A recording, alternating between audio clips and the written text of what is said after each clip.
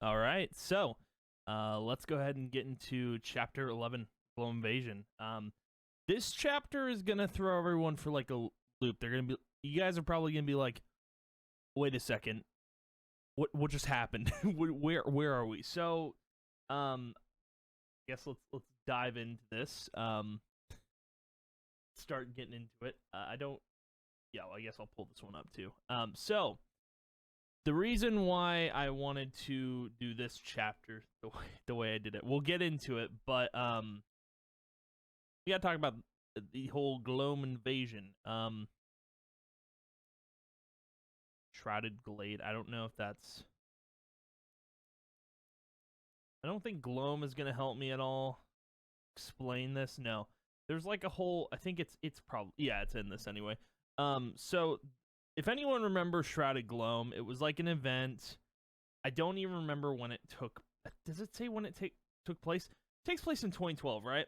So the whole thing takes place in 2012. My idea, like when I was first making ideas for Luck of the Draw, this one was a huge part of it. I wanted to somehow include the whole Gloam invasion event. Shrouded Gloam. That whole thing was just like this epic battle. And I don't even remember like the whole quest line for it, but reading the wiki, I was kind of like, oh, that's it. So yeah, Shrouded Gloam was the main questline event from June 15, 2012 to an unknown time. So Shrouded Glade had been under siege by the Gloam invasion. So, it says 2012 to an unknown time. So this gave me room to work with for this whole story. It was like, okay, so I can just, this whole event could have just gone on forever. And I'm pretty sure it did. I mean, I don't even know. I think it was a limited time event, but I don't know if it actually ever ended. It's not really clear, but I think it was limited time. So yeah, we're gonna ignore this part. We're gonna ignore pretty much not everything, but most everything. There's like a bunch of pictures too. I didn't use any of these. Though I could have. I didn't really need to. For the most part, I just used images that I needed for this to kind of explain the story. So yeah, let's just talk about this. So a horrible event occurred in Sunstone Valley that had the freewheeler dwarven biker gang fleeing to Shrouded Glade, seek of creating allies. The druids and biker dwarves have had a long history of conflict among another, where the druids were concerned for the environment and the dwarves would only pollute with their dwarf tech choppers. The druids had thought otherwise of the bikers' claimed story went out of nowhere. Huge stones erupted from within Shrouded Glade. So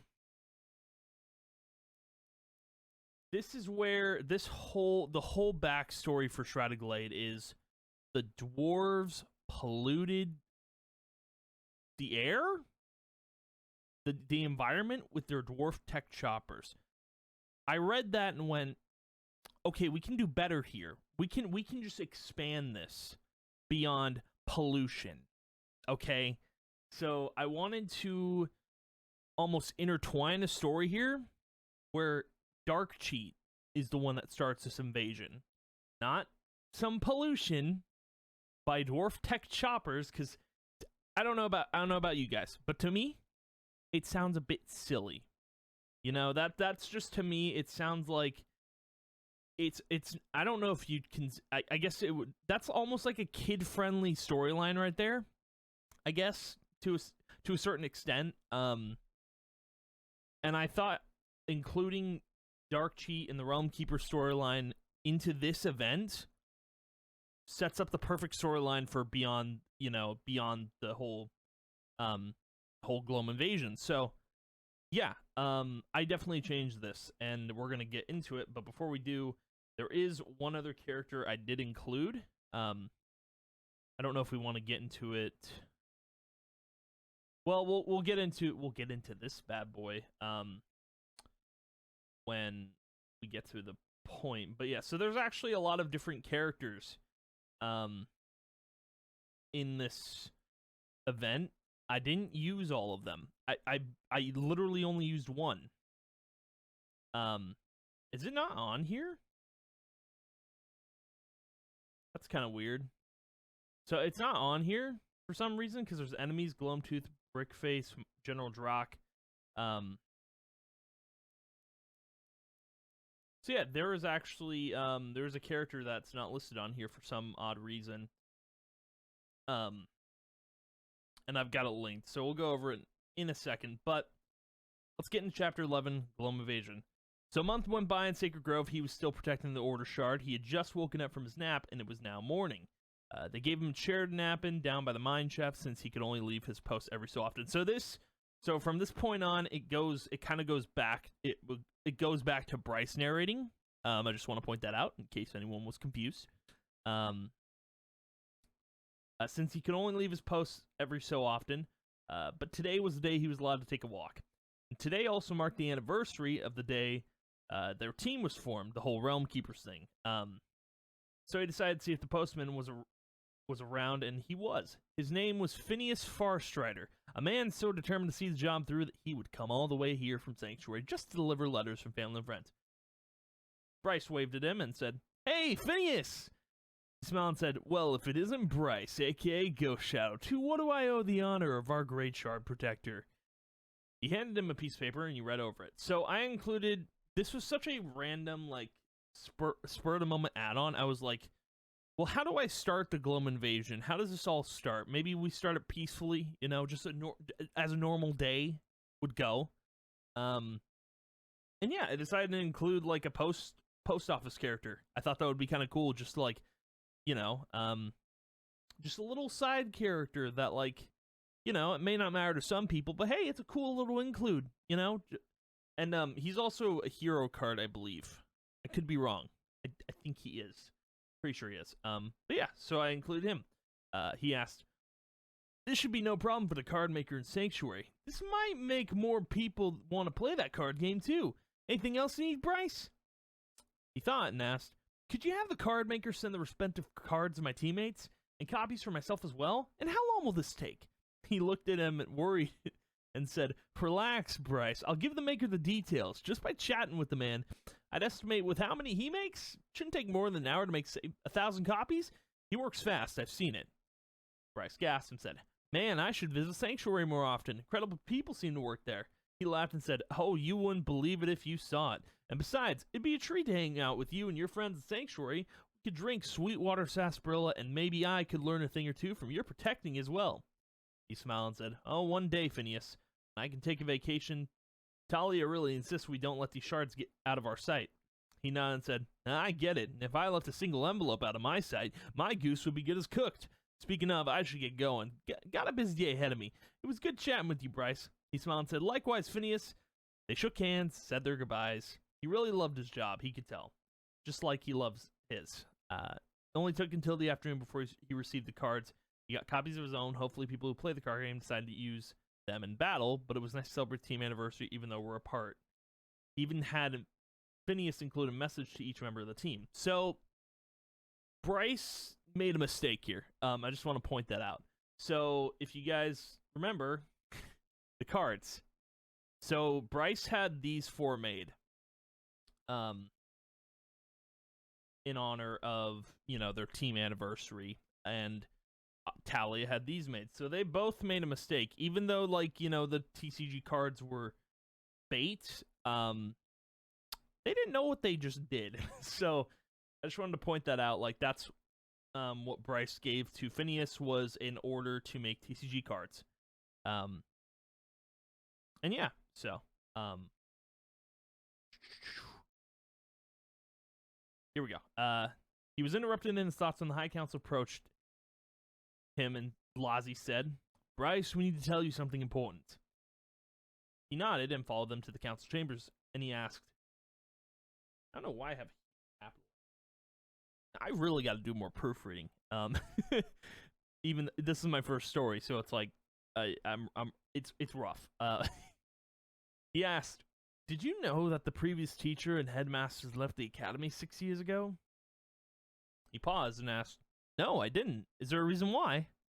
He nodded and said, 6 years ago, the person Talia mentioned to you and to us named Baron burned one of the students and trained here alive. He suffered third-degree burns and did not survive. Both the headmasters and the teacher were shocked and resigned the day after, leaving the academy without leadership and guidance. So that's when we stepped in to assist. I'm going to change this real quick. There we go. Just to line up with time. I know I was trying to think like how long, because 2012 to 2009, that's when, yeah. So, anywho. So yeah, I included, so both the headmasters and teachers were shocked and resigned the day after, leaving the academy without leadership and guidance, so that's when we stepped in to assist. So, it was kind of like, you know, in the beginning, it was about this high council that had taken leadership in the beginning, and like, you know, and then in Baron's story there's these headmasters, so like you kind of think to yourself like, okay, what happened to the headmasters? Why are they not there when Bryce is there? That's because they left, they resigned after, you know, that had happened, because that had never I didn't write it in, but it had never happened at the academy. Like, no one had ever done that before. Baron was the first. So yeah, I thought it was pretty neat to not neat, but like important to include that they left. They literally resigned, all three of them. So yeah, and obviously the High Council was there, but they weren't. I don't think they were considered the High Council at the time. I think they were just considered like, I don't even know what they would have been considered. But they probably were just there as elderly, maybe. I'm guessing, but I didn't write it in. So yeah, he froze in thought for a moment. To think that Baron would burn someone alive is horrifying. Then he asked, "Why are you telling me this?" He said, "You need to know the man you'd be going up against. He's someone that doesn't care about life, so be cautious if he ever returns." He nodded and exited the council chambers. He decided to take the rest of the afternoon and take care of the mounts. They looked in pretty good shape, especially a new hoverboard that Nath sent his way. Looks like he's doing good work in Maryvale. Proud of him. So yeah, little tidbit I included, but Nath is making more hoverboards. Yeah, crazy. I know. It's wild. I thought I'd just include a little tidbit. You know, he's doing good work. Talia approached him and said, "How goes your day off?" He chuckled and said, "It's been a perfect day so far, actually. Can't complain. But I know that shard needs to be protected by whatever means necessary." She nodded and said, "I can feel the shard energy, you know. Not just the one here, but the one spread out all over Sacred Grove. It's like I have a connection with them." So Talia, remember, back when they touched not the artifacts, I guess. It's either artifacts or stone, but artifacts, I guess. I'm pretty sure it's artifacts. When Talia and Baron touched them, they both had those elements infused into them, basically. And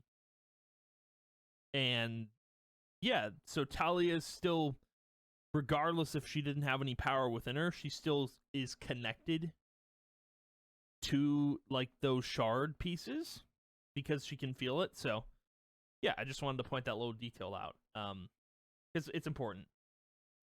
He said, "Suppose that's a good thing, right? You'll know where they are at all times." She smiled and said, "Yes, but I'll still need you and your team to watch over them. It's crucial to keep them safe so Baron doesn't get his hands on them. So keep your guard up and do whatever you must to ensure the shards stay hidden." He nodded and Talia went back inside the academy. And so, another beautiful day comes to end in Shrouded Glade. Got to spend the day off celebrating his team's anniversary.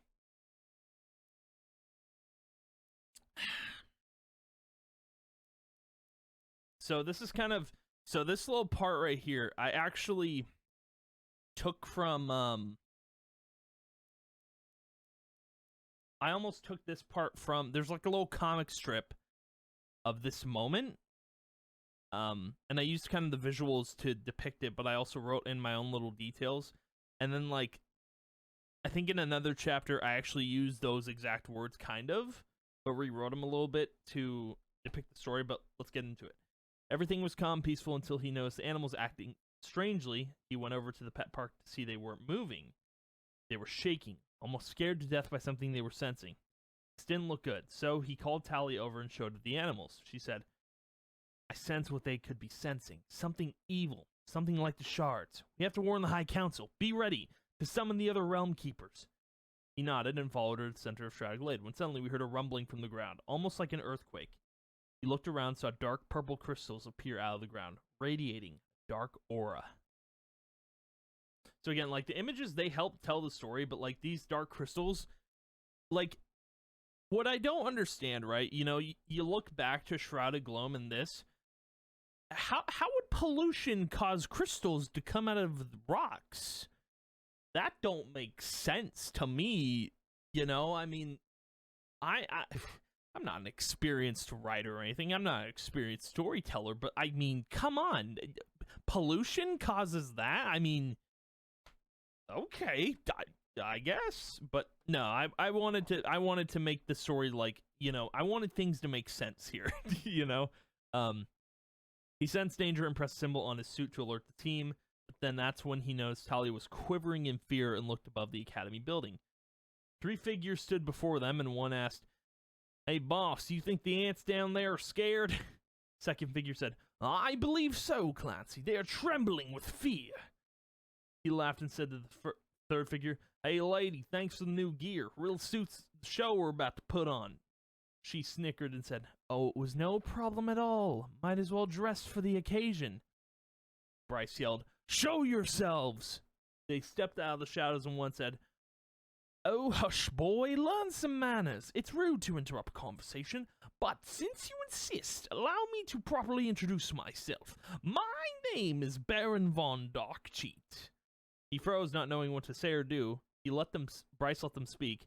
Figure to the left of him spoke and said, "Clancy Blackheart's the name, kid, don't wear it out."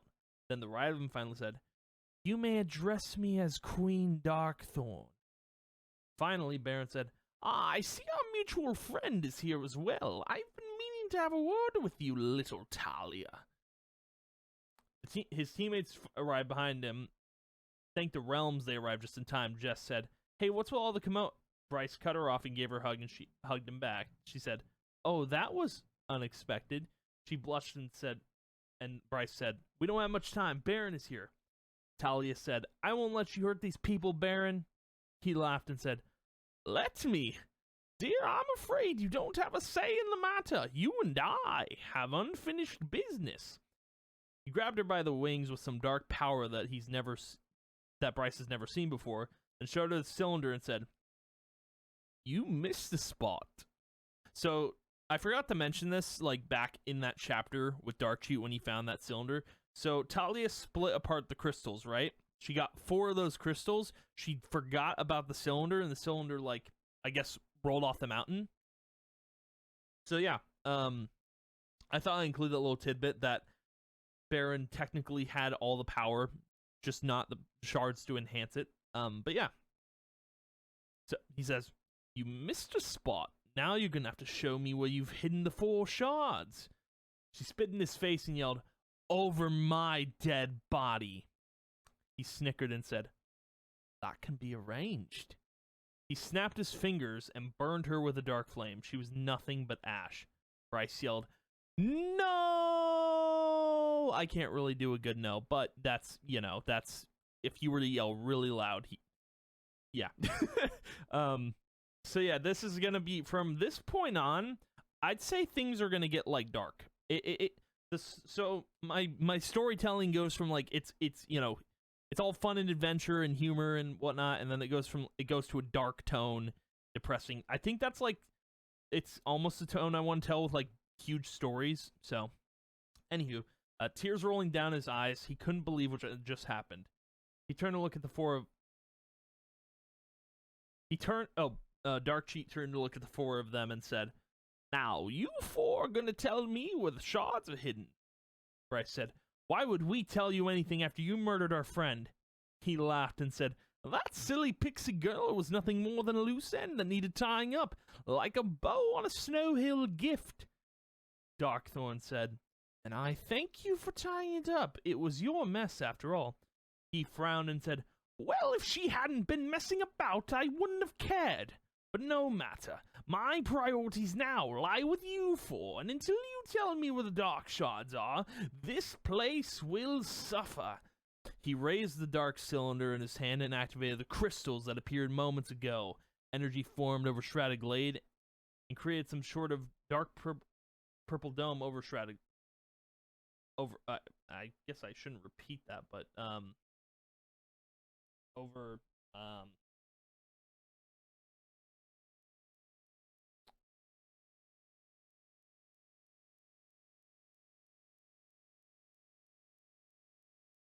for my home, because Bryce is narrating. It's some sort of dark purple dome over my home. The sky was dark purple as well. This place no longer felt like home; it felt more like a prison. So yeah, basically Baron creates this Gloam dome, the whole Gloam invasion, with that cylinder. Because he can't really do a big scale invasion, he has to do a small scale one, so he uses a cylinder to do so. And yeah, that's how it starts. And again, I didn't use a lot of images to depict this story. Not a ton, not from like what's like referenced here at the bottom. Like I didn't use any of the stuff because like I don't know, I feel like I didn't need to. But anywho, Baron said, "Clancy, I leave this up to you. Do not disappoint me." He handed him the cylinder and said, "Do what you must to ensure victory." Clancy smiled and said, "Won't let you down, boss." He nodded and said, "Darkthorn and I will search for the shards in the meantime." They left and Clancy turned to Rust and said, "Oh, you kids have gotten yourself in some pickle, huh? I mean, what'd you expect? No consequences for your actions? Well, now you're gonna see what the punishment looks like." Suddenly, dark forces appeared all around them, and Bryce noticed all the pixies that had been training had dark purple eyes and stared directly at us. Bryce exclaimed, "Jess, you're with me. To the mine shaft. Nathan, Cade, head for the council chambers to protect the High Council." Cade said, "I still haven't gotten the hammer to work." He said, "Maybe today's the day? Either way, do what you can to defend this place." He nodded and they both went for the academy. Jess and Bryce made for the mine shaft. She asked, "What do we do if they get their hands on the shards?" He said, "We better hope they don't, because whatever Baron is planning, it's not going to end well." She nodded and asked, "Are you okay? You were tearing up back there." I guess said.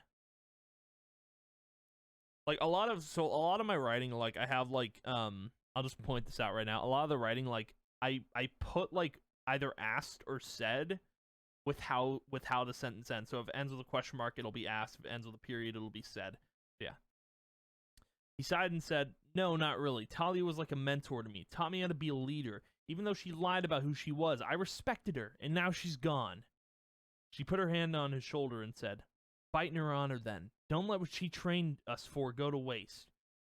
She was right. I couldn't let any of our training and hard work go to waste. So he said, "All right, be ready for whatever comes our way." She nodded and they prepared. He wasn't about to lose his home to someone who has no regard for life, but little did they know we were going to be in this battle for the long haul. So, chapter 12. This is where the story gets crazy. Well, kind of, I guess. I want to say, like, after this chapter, things will, like, this is where I get to talk about, like, all the, like, big boy original stuff that I've been putting into this story. It's crazy. So yeah, chapter 12, Sunset. So yeah, this is a Free Realm Sunrise original story, so the whole goal was to figure with the Gloam invasion, I was trying to figure out how to include, you know, the sunrise part of the story. How was that gonna happen? So I figured, okay, with the time, right? So if you look at the Shrouded Gloam timeline, event starts from June 15th, 2012 to an unknown time. That means I could, you know, have it go until 2014 when Free Realm shuts down. So let's get into this chapter. No more talking about the Shrouded Gloam. We'll talk about the sunset. Countless Gloam creatures started swarming the mine shaft. Jess and Bryce were standing their ground. She kept using her sonic piercing bow, and he kept using his sword to summon wind to push them back, but they would not stop charging at them. He had just remembered Talia told him about the communication feature can't type, dude. the communication feature on their suits. So he asked, Nath, Cade, how are you two holding up? The Academy was shaken. Nath said, Cade's putting up a good fight, and I'm stunning them for as long as I can. Cade yelled, well, they aren't making it easy, are they? And I guess I'll hold.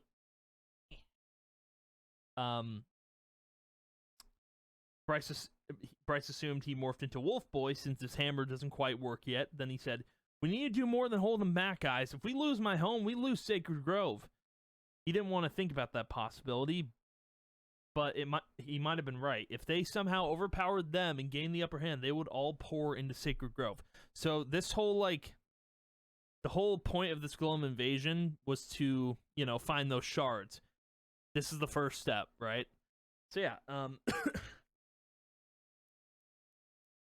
and then Jess asked, well, what do you suggest, team leader? He thought for a moment and had an idea, then said, I'll be right back. He ran into the mineshaft and grabbed the shard where he had hid it, and came back out. Jess looked at the shard and asked, well, I've never seen your shard before, but why are you bringing it out of hiding? He put it into his suit pocket and said, we're going to let them into the mineshaft long enough for them to lose their way in there. Trust me, it goes for a while. Jess nodded and asked, okay, but where do we go from here? He said, we're going to climb up from here and meet with Nathan Cade. Only together are we going to end this. She smiled and followed his lead. The Golem creatures did as he anticipated, and they climbed. Did as he anticipated, so they went into the mineshaft, and then they climbed up the cliff. I'll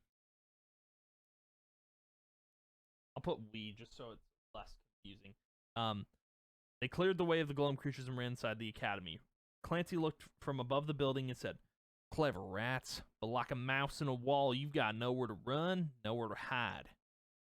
They grouped up and said, I figure if we're all together, we'll have a better chance of stopping them.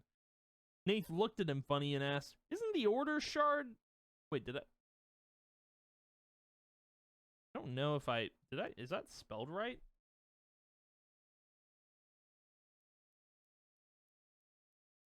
It's spelled right. I'm just being a silly goose. He said, isn't the order shard down in the mineshaft? He shook his head and showed him, then said, got those glum-looking guys on a wild goose chase for now, but in the meantime, let's hold our ground, take out as many of them as we can. Nathan nodded and said, the High Council's in the basement. They should be safe for now. He smiled and then yelled, Realm Keepers, keep the realm safe. I loved writing that line. That is it's almost iconic, It's like a quote that like a team leader would shout, and it's just so good, dude.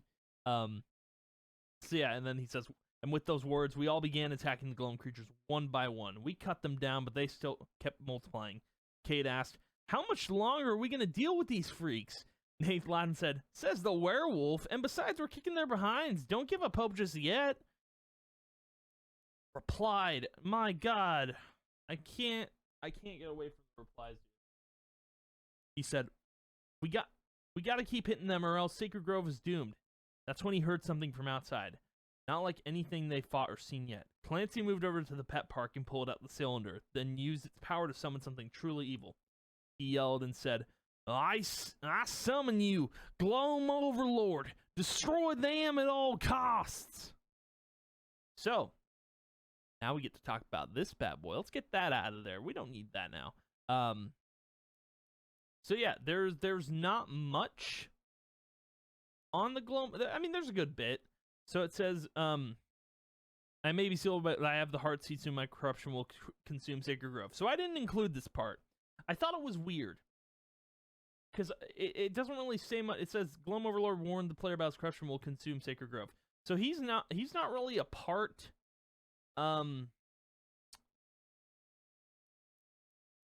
He's the leader of the Gloam and caused the battle in Shrouded Glade. So it's kind of hard to pinpoint where he is.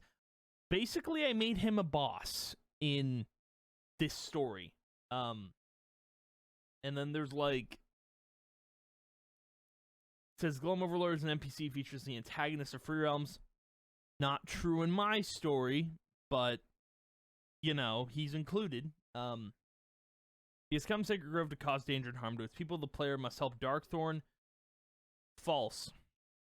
Again, I'm rewriting a lot of story here to make some sense, because I want things to add up. I want things to align, you know?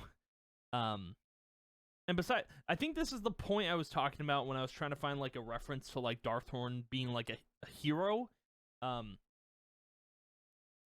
yeah, Darkthorn was trying to, like, stop this thing, and yeah, no, I wasn't okay with that because she's the villain of the story.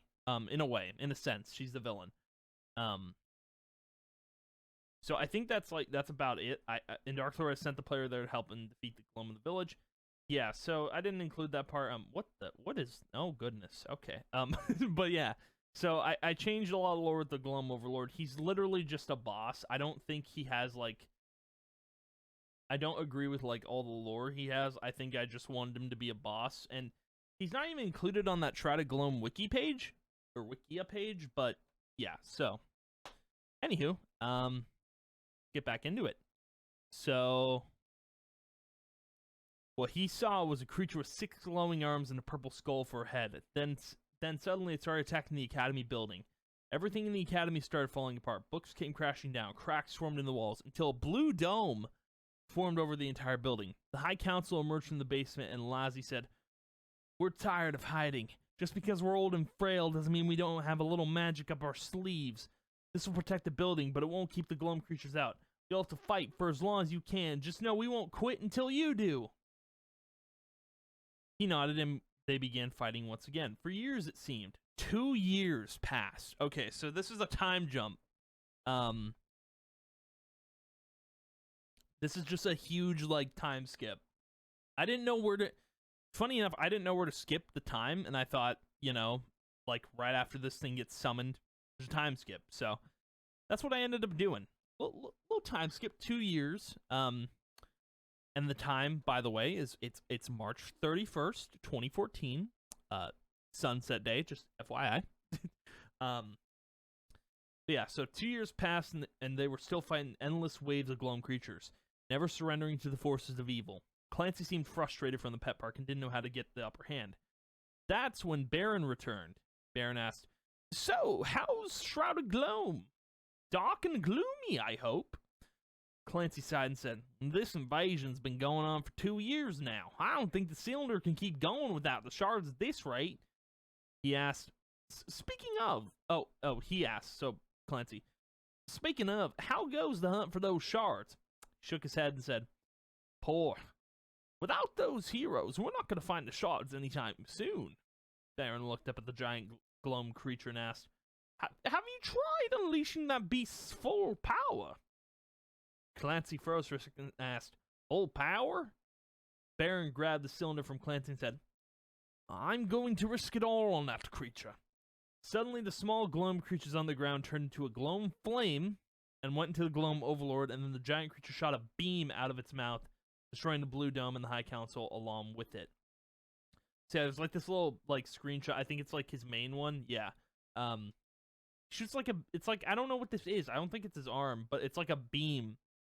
It comes out of his mouth. So I thought, fitting. Yeah.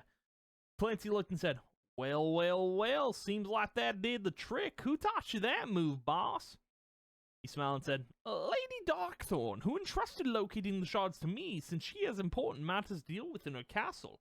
She said if we're going to give Gloam true power, we need to give it a little boost." When the Blue Dome went down, the High Council fell to the floor. Bryce looked at their lifeless bodies in shock, not knowing what to think or how to feel. But knowing they were gone and how they'd been here all his life made him almost give up hope. That's when Baron said, "Realm Keepers, you've got nowhere to run, nowhere to hide. I suggest laying down your arms and giving me the shards quietly." Cade erupted in his wolf form and yelled, "No, not as I live and breathe." His hammer started glowing a bright red, and that's when Bryce realized he had activated his weapon. Perfect timing, as always. Cade charged at the Gloam Overlord and struck it in its skull, making it crash in the ground, and the hammer erupted a sonic boom so loud that suddenly it broke the Gloam barrier over Shrouded Glade. So yeah, that was the whole reason I saved, like, Cade's active weapon activation until this very point, because it's critical in the story. He does it, like, right at this point of like big reveal, you know. I thought it was very, very important. So yeah. Anywho, let's continue. The Gloam Overlord was no more, and at first it seemed like they won. But then the Baron started laughing and said, "Fools, I think you're forgetting something." Suddenly, cracks started to form in the ground from Cade's hammer ability, and then Bryce nearly forgot about the Gloam creatures that poured it into the mineshaft. They all ran outside the academy, and he yelled, "Run! It's a trap!" Before he could get the last word out, thousands of Gloam creatures started swirling into multiple tornado-like structures out of the ground from the mines. Then Baron said, "My Gloam creatures, take the heroes and find those shards." They scrambled, trying to escape their grasp. And while Bryce was trying to get away, he noticed the sun was shining in the sky, no longer dark and purple, which gave him some hope. Because with that dome barrier, it made the sky all dark and purple. I don't know if that was clear, but it did. He tried to get to Cade to help him by using his wind ability of a sword to send the Gloam tornado flying. So multiple tornado-like structures. So basically the Gloams that were in the mine shaft, they became like, I guess, these tornadoes of Gloam. Think about, like, if you've played Kingdom Hearts, think about like those Heartless tornadoes, if that makes sense. But anyway, to send the Gloam tornado flying, but they wouldn't budge. That's when the tornado grabbed Cade and trapped him, taking him out of Strataglade into the forest. He was about to go after him when Nath yelled, "Bryce, save me!" and was taken by the Gloam tornado. In that moment, he had no idea what to do, so he tried to find Jess, but she was nowhere to be found. Same went for Baron and Clancy. They had all disappeared, and just like that, he was alone. The Gloam tornadoes were on his tail, and he made a beeline for the mine shaft, in the hopes he could escape. On his way over, he noticed the sun was setting, and thought this was the end, that they lost. He ran into the mine shaft, and there were still Gloam creatures below. They piled onto him, and he couldn't move or breathe. This felt like the end, and he took it as that. Then everything faded to black, and he went into the longest sleep. So that's chapter 12. I thought that was a good way to tell the sunset. And we've still got that was chapter 12, so we still got 5 more chapters to go. So yeah, let's go ahead and get into chapter 13, Sunrise. All right, chapter 13, Sunrise. Another beautiful day comes to an end, Strataglade. So this is where I'm including that piece of text from that comic strip, if anyone knows what I'm talking about. It's like a comic strip from the Gloam invasion. So yeah, another beautiful day comes to an end in Strataglade. Everything is peaceful and calm like always. Or is it? The animals sense danger. Something is coming. Stones filled with dark magic erupt from the ground. Darkness spreads throughout Strataglade. Even the animals are changed, twisted into dangerous creatures. Then mechanical monsters arrive, but they only want one thing: to destroy. Bryce gathers the Druid trainees and tells them to retreat. He alone will stay and guard the Druid Academy, and that's when he woke up. It was dark, he could barely see anything, so he pulled out his sword to use the flame that was lit at the end of it. He was in the mineshaft of Strataglade. The entrance had been caved in, but he couldn't have been stuck down here if Cade made cracks in the ground beneath them. Luckily, he saw light at the end of the tunnel he was in. At least there was some hope that he could escape the mines. There was a huge cave-in, and the ground above made a ramp into the mines. It seemed like it was the middle of the night when he looked at the ramp, but he couldn't have been more wrong. He exited the mines, and Strataglade looked completely different. Grass and the sky were dark purple. There were thorn vines everywhere like from Briarwood, and the academy was destroyed and covered in dark purple flames. He rubbed both his eyes and blinked really fast and yelled, "How long was I asleep?" So, yeah,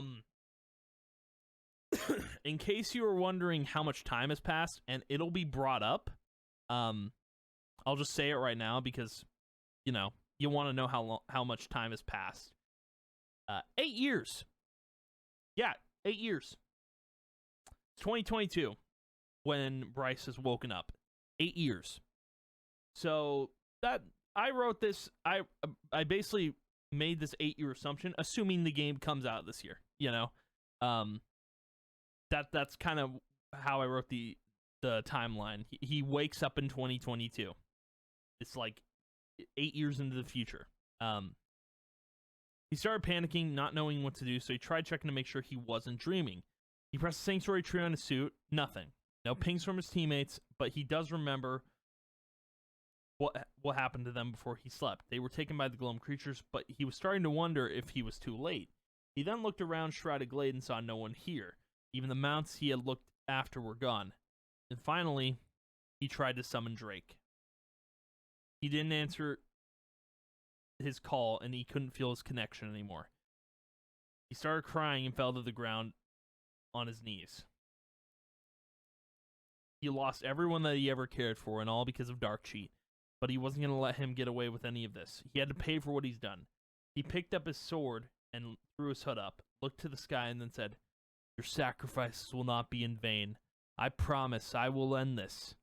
He left the place he once called home in search of Dark Cheat, but as he approached the entrance to Shrouded Glade, he realized that his home wasn't the only one affected by the gloam that Baron unleashed. From the top of the hill he was on, he could see all of Sacred Grove was covered in dark purple. Dark Cheat had corrupted his realm with the power of the gloam, and they failed to stop it. So this is a picture from Shrouded, not from Briarwood, but like someone took a screenshot of it, and I thought I can use this to depict like what it actually looks like. So basically, if you were to picture this right now in your head without an image, all of Sacred Grove looks like Briarwood. Just the whole place. So like you could go to any location, it would look like Briarwood. You'd walk around and it'd be nothing but all gloam. So yeah, in case you were wondering what Bryce was seeing, you picture that in your mind. You see all of Sacred Grove covered in that garbage, you know. But yeah, anywho, he slammed the ground and said to himself, "If only I hadn't been sitting around guarding that stupid shard." Table slam for effect, you're welcome. We could have gotten ahead of this. Then his suit made a noise, like the sound of one of his teammates pinging him. He couldn't believe it, but someone got his ping and pinged back. He didn't know who it was, but he went for the nearest place he could go to on foot, Lake Shore. He had hoped Jess was alive, but he stayed cautious and looked around Lake Shore. Gloam creatures and there we go. And looked around. Gloam creatures were everywhere, so he snuck to the... What did I do here? What in the goddamn? Like I said, I'm proofreading while we're going over this, so... So he snuck around to the homes and saw the lake. It was completely dried up. No water in it, but at the bottom of the dried up lake was Jess. She wasn't moving, but... Goodness, okay, but he slid down to the bottom to check on her. He said, "Jess, please wake up." No response, but... Oh my god. But he checked her pulse. She was alive, just unconscious. He picked her up in his arms and carried her back to Shrouded Glade until she was awake. He sat against one of the corrupted trees next to the pet park holding his sword, and that's when she came to. She looked at him and said, "Bryce, what happened?" He said, "Well, it seemed like both of us were asleep. As best I can tell, we lost the battle against Dark Cheat, but I'm glad you're okay." She smiled and asked, "My side hurts, but other than that, I'll be fine." "But what do you mean, asleep?" He shrugged and said, "It's hard to tell. I dove into the mine shaft below after you three disappeared. Thought I was done for when the gloam creatures piled onto me. Then I blacked out." She thought for a moment and asked, "The Order Shard, do you still have it?" He shook his head and asked, "As far as I can tell, Dark Cheat has all 4 shards. The gloam creatures probably grabbed it from my pocket. But do you know what happened to the Nature Shard?" She said, "Vaguely. All I remember is being in Lakeshore and then being forced into the bottom of the lake. Then the lake immediately dried up." He thought for a second and said, "The gloam tornado probably got rid of the water to find the shard. It almost seems like the gloam didn't just do this to our realm, but possibly read our minds to find out where the shards are located, almost like a connection." So I just want to point something out real quick. Everything from this point on is like it's completely like original. Like like a lot of I use a lot of source material in like the beginning chapters up until this point. Now it's like I use like characters and I use existing storylines, but I create my own stuff, which is super exciting. But yeah, I'm super excited about it. And she nodded and asked, "What about Nathan and Kate? Are they okay?" He frowned and said, "My guess is as good as yours. I watched them get taken by the tornadoes and they just disappeared. Probably to where they stashed their shards. Maryvale's rainbow aura wasn't even glowing anymore, and I hate to assume the worst, Jess, but I tried pinging them. You're the only one who picked up my ping." She nearly teared up and said, "I don't want to assume the worst either, but they need to be okay." He asked, "Yeah, me too. Jess, do me a favor. I hate to have you do this, but can you summon King?" And if you guys forgot, King is Jess's mount. Just FYI, and Drake was Bryce's mount. She tried, and just like what he tried to do with Drake, King didn't show. She started crying, and he held her in his arms. He knew the pain she was feeling, but he needed to be sure it wasn't just him who had lost a friend. She asked, "What do we do now?" He sighed and said, "I don't have a plan, but we need to find Darkcheat, whatever it takes to stop him from doing any more damage.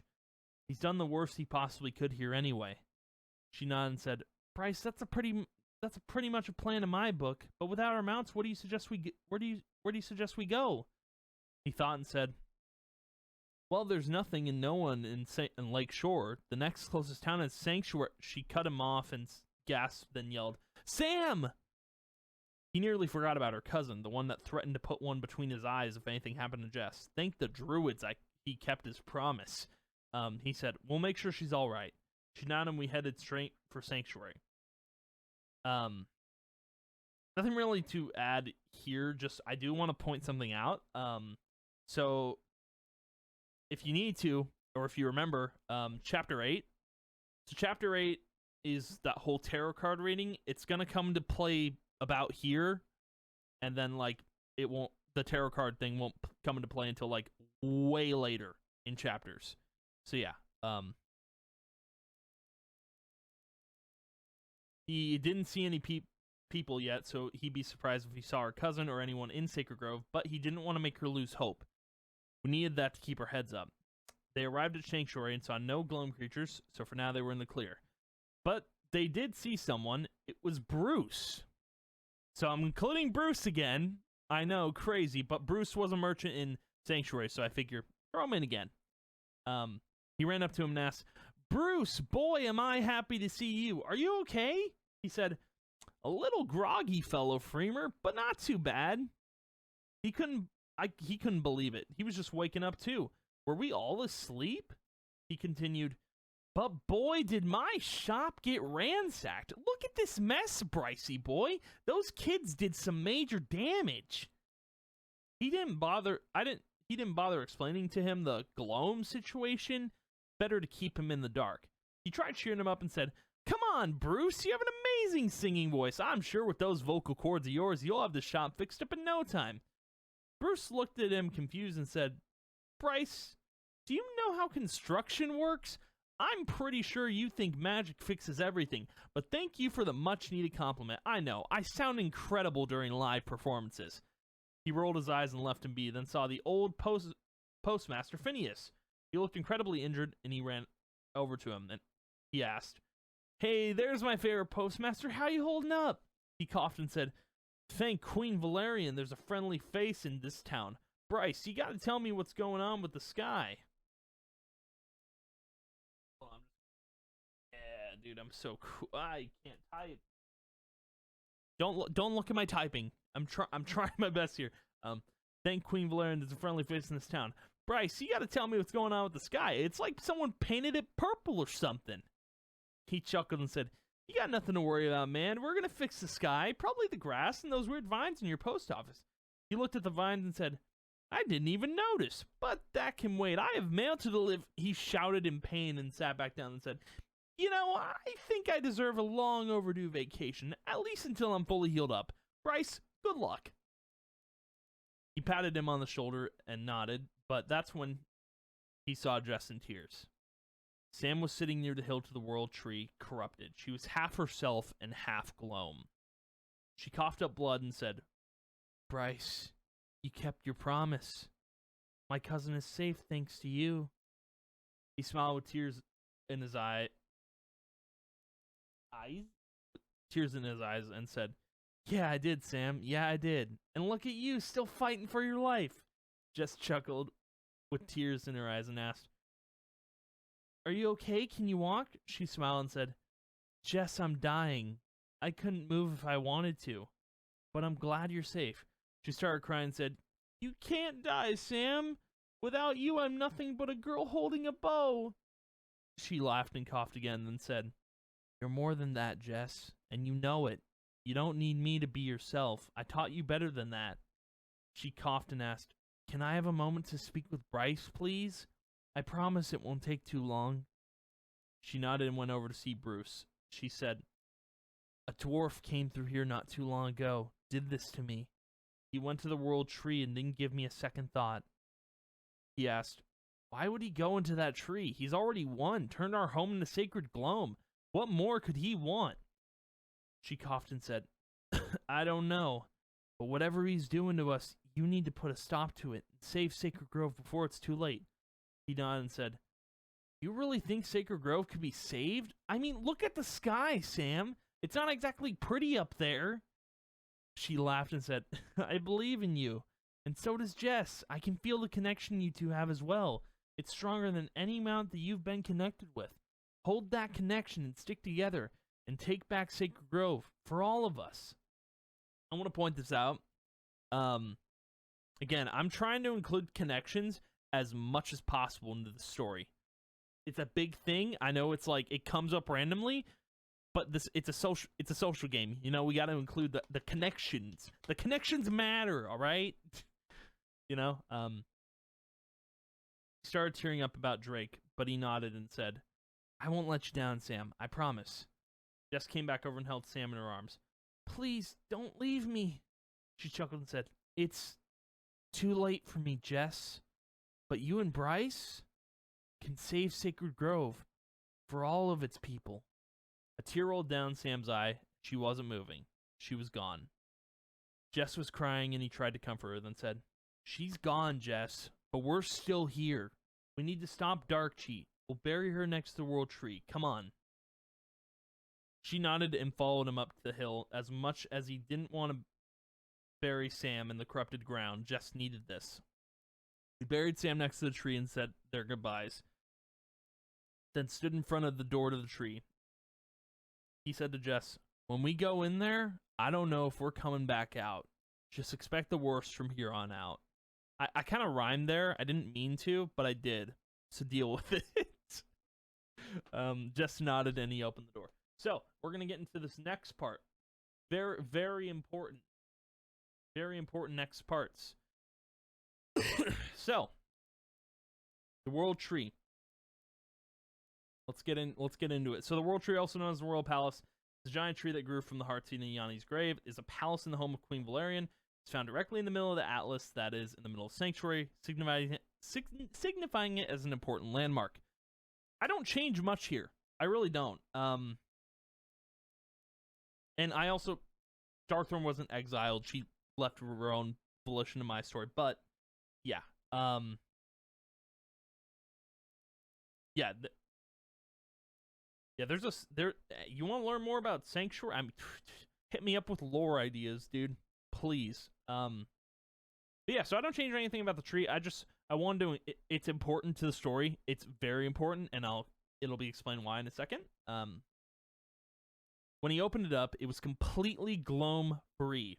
No corruption whatsoever. He looked in shock and asked, How is this even possible? Is this some kind of, Jess finished his question, sanctuary? I mean, it would make sense. This is the center of Sacred Grove, after all. They continued down the stairs of the tree and entered in what looked like a throne room. Then he looked and saw someone sitting on the throne. It was Queen Valerian. So, yeah. I'm including Queen Valerian into the storyline. I know, crazy, last minute, but like, I figure like if they were going to go into this tree, who are they going to meet, right? So yeah, Queen Valerian. There is some lore. Obviously, I don't include the whole Jeffrey thing. I don't include the whole royal storyline of that. Um, I mainly include her character, but I also like there is a story piece I include that I do want to touch on that will make some sense. Maybe not. I don't know.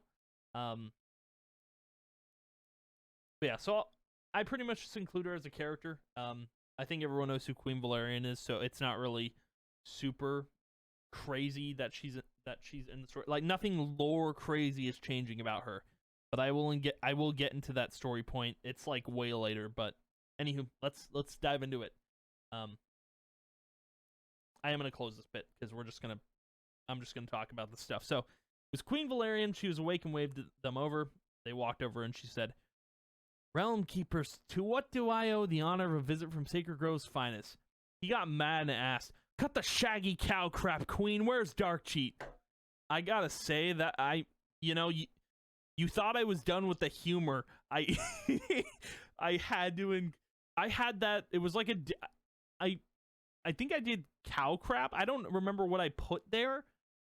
I did something like that was completely different. And I was like, Shaggy Cow is a really cool cow. I really gotta just include that for humor. So I did. And then he says, "Where's Darkcheat?" Jess grabbed his arm and tried to calm him down. The Valerian said, "You mean the dwarf and my sister? Oh, they departed hours ago." He looked at her confused and asked, "Your sister?"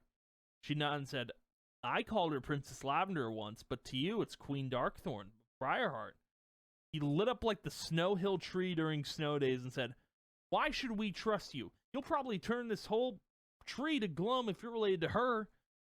So again, Snow Hill tree during snow days. I'm really good with my analogies.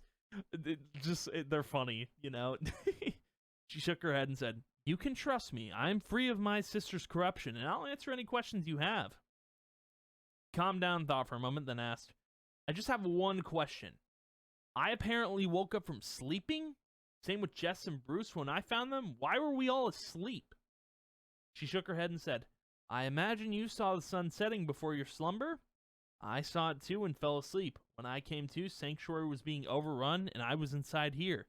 That dwarf and my sister didn't do anything to me because they couldn't, not in this sacred place." But the dwarf asked, "Did you enjoy your 8-year nap, princess?" So again, that whole 8 years passed since the sunset. I made that like prevalent, like in 8 years, Darkcheat did a lot of damage. So yeah, his eyes suddenly widened at he asked, "You mean to tell me we've been asleep for 8 years?" She nodded and said, "Afraid so. Who knows what he's been planning to do in that time?" He said, "Where did he even go in this place? It's just a tree." Valerian laughed and said, "Just a tree? No, it's much more than that. It's protected with gleam magic, which makes it impervious to glow magic, even at the height of its power, and it's a hub." He looked at her confused and asked, "What's a hub?" She said, "Follow me and I'll show you." They followed her down even more stairs into a room with 4 doors. She said, "A hub is a place where you can travel between realms. Basically, portals to places not like ours." Jess asked, "You mean to tell us that there are places besides Sacred Grove?" She nodded and said, "The dwarf and my sister must have gone into one of these portals. You go in. I hope you find him and my sister, and then bring peace to our realm. I will leave you to it." Before she left, he said, "Hey, Valerian, thank you." She smiled and said, "Don't let Sacred Grove fall to gloom any more than it already has." He didn't know what she meant by that, but he nodded. They looked at the 4 doors, and he asked, "Well, Jess, ready to venture into," I forgot to put into, sorry, "into the unknown? Not like we have a choice in the matter. All of Sacred Grove is counting on us to bring a stop to the gloam." She nodded and said, "This is for Sam, for King, for anyone else who's lost their life to Darkcheat." He nodded and said, "We're on your tail, Darkcheat. Don't count on winning this time." So the next, we're on 13. So the next 4 chapters are very important. This is like where we're venturing into unknown territory, and I am like super, super excited for it. So let's get right into it, man. Chapter 14, Glimmer Deep. When I got to this chapter, when I got to this point, I was like, I am so excited to write about these new locations that had never made it into Free Realms. And it's crazy. Crazy stuff. So yeah, let's get into it. So Glimmer Deep. Not much is known about Glimmer Deep, but there is like really good like lore info that you can just gather from reading all of this. So yeah, so there is a character I included actually 3 characters into Glimmer Deep. There's a lot of characters that are like new characters that are included into the story. I thought it was super important to like have a bunch of new characters. Well, not new, but like characters you'd recognize, and then some new characters. But yeah, so for starters, Glimmer Deep. Glimmer Deep is an unreleased location that is not yet open to denizens of Sunstone Valley. It is located north between the Rocklar Village and Drakewind Peak. There is a hydropower dam which its entrance is blocked by the barrier. So I kind of changed some lore here, since there's not a lot of lore to it. There is a couple things that I just want to note. So Glimmer Deep doesn't have any concept art. 0. Zilch. Nada. So with this being like an illustrated like story, you're probably thinking, well, how are you going to pull this off? I used some Google images to help me depict like what I'm trying to tell, right? So it is unknown what Glimmer Deep would look like. It is likely an area that is a cavern or something with crystals. Whoever wrote that, you get plus 10 points to Gryffindor, okay? You're genius. I appreciate you, because that gave me an idea. That gave me some ideas for like what I could look up and use.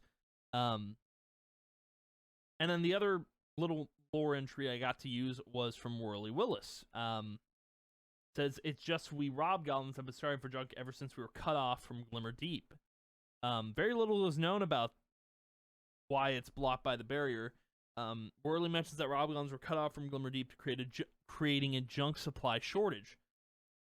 This led me to believe that Robgoblins don't come from Sacred Grove. They come from Glimmer Deep. And I really wanted to expand on this lore about the hydropower dam. So without a further ado, let's jump into it, man. So the door to the first portal opened, and they stepped through. They fell face first on hard rock. It was hard to see, but there were glowing crystals wherever they were that lit the way. Wait, that lit the way. Yeah. Jess asked, Bryce, can you use your sword to give us some more light? He nodded and held his sword up. Then they started walking around. He said, we're in some kind of tunnel with crystals and no idea where we're going. Interesting first pick for a portal to go through. Just chuckled and said, well, no turning back now. The door we came through is gone. He turned and she was right. Guess we're gonna have to find another way out of here if we ever want to make it back to Sacred Grove. We kept heading straight through the tunnel until someone started saying, What are you humans doing in my mining tunnel? This is for Robgoblins only. He looked at the red Robgoblin and asked, Who are you and where are we? He looked confused and said, Well, I just told you. You're in my mining tunnel. Now scram before Whirly Willis gives you the old one too. So yeah, I included Whirly Willis into the lore. It only made sense because he gave, like, literally this character gave me the idea that Robgoblins, you know, they're from Glimmer Deep. So I had to include him in the story, and I explain why, so let's get into it. He said to Jess, we have to be in Sacred Grove. There's a Robgoblin right in front of us. He said, Sacred Grove? That trash heap of a place? No way. This place isn't all sunshine and giggles, my friend. This is paradise. And Jess asked, why not give us the grand tour of paradise? He whispered to her and asked, are we really going to trust a Robgoblin after they got angry with us? He said, He's red. The others were green. I trust him. She had a point, actually. Red hobgoblins might be a little nicer than the green ones in Sacred Grove. Willis said, "Sure, why not? If it gets you out of my spot quicker, let me give you the grand tour." They looked around and entered a bigger version of the tunnel they were in. Then he said, "This is what I like to call the mother lode. It's where I'm currently doing my best work, if I do say so myself. But I'm still working out to get the crystals." So yeah, there's, if you look up, like, I don't remember what I looked up exactly, but, like, I found art of, like, what could be described as Glimmerdeep. I think it's, like, this underground cave with crystals, to an extent. He said, "Wow, guess beauty comes in all forms then." He said, "Yeah, you could say that, I suppose, but now we're gonna leave this mine to show yous the bigger picture." Bigger picture? Didn't know what he meant by that, but we followed him anyway. We walked for a long time, and he asked, "So, how long you been here?" He said, "A few months, actually. Used to live in Sunstone Valley." He asked, "So you lived in Sacred Grove then? What made you want to move here in a tunnel?" He sighed and said, "Yous humans think life up in Sacred Grove is easy, but it's not. Day to day in that valley, it was a constant life-or-death battle. See, thing is, the dam in Sunstone Valley blocked off the original entrance to this place. So I decided to make my own entrance. Dug straight underground and never looked back. I wanted to come back home." And Jess asked, "Home?" He said, "Oh, would you look at that? We're here." And suddenly we were no longer in his tunnel. Instead, we were on a cliff overlooking a whole city. He exclaimed, "Welcome, humans, to the city of Glimmerdeep." So, yeah, I thought, maybe a tunnel might have been too boring. What if, and this is like a first for Freeholmes, if Glimmerdeep were to be a city? Like, the closest thing to a city that there is Sanctuary, right? And I guess maybe, yeah, there's not really any more cities, so I guess this is the first. I think it would be super cool, for Glimmerdeep to have this, like, underground city. I think it would be super neat. So yeah. And they were in shock. He wasn't kidding about a bigger picture. The city was covered in rock and crystals, like they made everything out of the very ground they stood on. He said, "Close your mouths unless you want cave flies in there." He didn't even realize their jaws had dropped until he told us. Then he laughed and said, "I'm just teasing. You humans are too easy to fool. I know it's impressive, but you haven't even seen the neighborhood I live in." If his neighborhood was as impressive as the city, he would have been in shock. They walked down the streets to head over to his corner rock, and he saw a bunch of different people. Then he asked, "So, does your city accept everyone?" He nodded and said, "We all gotta work together down here. Dwarves, pixies, you name it. This may be where hobgoblins were born, but it doesn't hurt to have a little help from the outside." He looked at him and asked, "Wait, this is where hobgoblins come from?" He sighed and said, "Yeah, human it is. Story was Queen Valerian didn't care for hobgoblins, even thought we weren't welcome in Sacred Grove.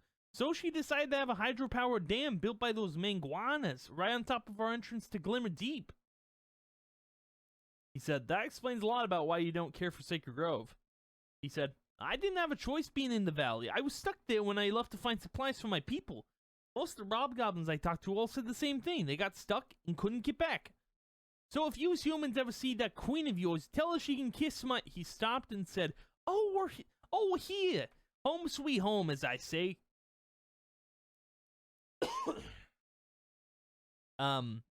They arrived in the most disgusting place I think they've ever seen. At least he puts Briarwood and Blackford to shame. He asked, "Willis, this place looks and smells like actual garbage. I thought you said it was better than the look of the city." He laughed and said, "No, I didn't. I said, wait till you see my neighborhood. Didn't say it smelled like flowers or anything like that." He put his palm on his face and sighed, then asked, "So what made you want to live in a dump like this anyway?" And then I got a reference. You could basically look at this and go, "That's a hobgoblin," but it's probably not. But yeah, I thought maybe, have a picture of a disgusting looking place and, that's his. He said, "Simple. I'm a hobgoblin and I love trash." He froze for half a second and Jess asked, "Is that normal?" He nodded and said, "It's always been our way. Matter of fact, it's how we scan off humans like you from bothering us.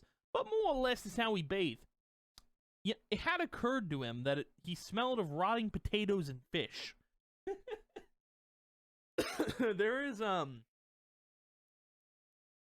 There was a lot of like humor elements into this, which I really love. Like, even though, like, you know, we're in dark times now and it's after the sunrise, I thought, like, you know, including humor into the new areas could help as well. So yeah, let's keep going. We continued down his street and he waved to what seemed like a friend of his. He said, "Freddy Slowhands, as I live and breathe, how's life going for you, stinker? Keeping dirty and rotten as always, friend?" He said, "Watch it, Whirly. I'm this close to hitting you with these hands that are definitely not slow, might I add." He laughed and said, "Oh, come on, Fred. I was only teasing. Besides, I brought humans with me." He rolled his eyes and said, "Oh boy, humans. Hooray. We don't see much of you down here." Jess asked, "Why not?" He looked at her with his eyes wide open and said, "Are you joking? A bunch of goblins like me go up to Sacred Grove to look for supplies, and we get bullied by a bunch of humans." Jess looked away and he said, "That's what I thought." He was about to say something when someone caught the corner of his eye. He thought he saw Nathan and said, "Hey, I'll be right back. Chat amongst yourselves." Jess tried to leave the goblins, but I insisted she stay with them. I followed what looked like Nath into an alleyway and asked, "Nath, is that you?" He laughed and turned to look at him, and his eyes were glowing dark purple. He said in a dark voice, "Bryce, you like my new look? Kudos to Dark Chief for supplying me with the gloam." He nearly teared up seeing his friend like this and said, "Nath, you have to snap out of this. This isn't you." He laughed again and said, "Please, this has been me all along, Bryce. But you fail to see the potential of Dark Chief's new abilities. In due time, you'll see what he's capable of." Then Nath snapped his fingers, for effect, and disappeared into the gloam. He sat there for a minute, thinking to himself, was Nath alive? And could Cade be too? Jess found him in the alleyway and touched his shoulder, then asked, "What happened? Are you okay?" He shook his head and said, "Something is very wrong, Jess. I just saw Nath and his eyes were glowing dark purple." She gasped and asked, "How is that even possible?" He shrugged and got to his feet and then said, "I don't know, but we need to find Dark Chief if we're going to find out." So yeah, Nath is corrupted with gloam. In case, so there, in my writing, it's kind of hard to tell, but basically, Cade and Nath both got, taken away by the tornado, and so did Jess, but she just disappeared. She didn't I didn't say she got taken away by the tornado. So Nath and Cade are both corrupted by the gloam. I just want to point that out. It's gonna come. Cade will come up in a later chapter, but that's the sort of premise, I guess, in a way. So yeah, I just wanted to point that out. That yeah, they've been corrupted by the gloam, and yeah, that's why the main art is just including Bryce and Jess. So yeah, let's keep going. And then they ran back to Willis and asked, "Do you know a man named Baron von Darkcheat?" He thought for a second and said, "I don't know, but a Hobgoblin just arrived here was going on about someone with that name. Might be worth talking to him. I'll take you to a spot." They both nodded and followed him to where this Hobgoblin was, and hoped that coming here wasn't all for nothing. There was a Hobgoblin searching through piles of junk, and then Willis yelled, "Hey, Jolt, got company for you!" Banged his metal helmet on a pipe above him and yelled, "Junk Master Joel reporting for duty, sir!" So, yeah, if you don't remember Baron von Darkcheat's chapter, Jolt is one of his henchmen. I included him back into the story. I thought it was a perfect way. He's a Hobgoblin. I thought, why not pull him back into the storyline? Why not? Something must have happened to Jolt, at least to one of the other henchmen. So yeah. He laughed and said, "Howdy's, Jolt. These humans want to talk to you." He went up to him and asked, "Willis here says you know a guy named Baron von Darkcheat. Is this true?" Jolt said, "I was his henchman when I worked for Lady Darkthorn." His eyes widened and he asked, "You work for Lady Darkthorn?" He shook his head and said, "Not anymore. She and Baron didn't require my services anymore, so they threw me out. I had nowhere else to go, and then Willis showed me the way back home. So I came here to live a better life." He smiled. Seems like some people can turn around from an evil life, but then he asked, "Do you know anything about Darkcheat that could help us? Anything at all?" He shook his head and said, "I wish I could be more help, but the only person he puts trust in most is Clancy. Haven't seen that guy in years." He thought to himself and said to Jess, "Looks like we gotta find Clancy. We were in a 2-year-long battle with him.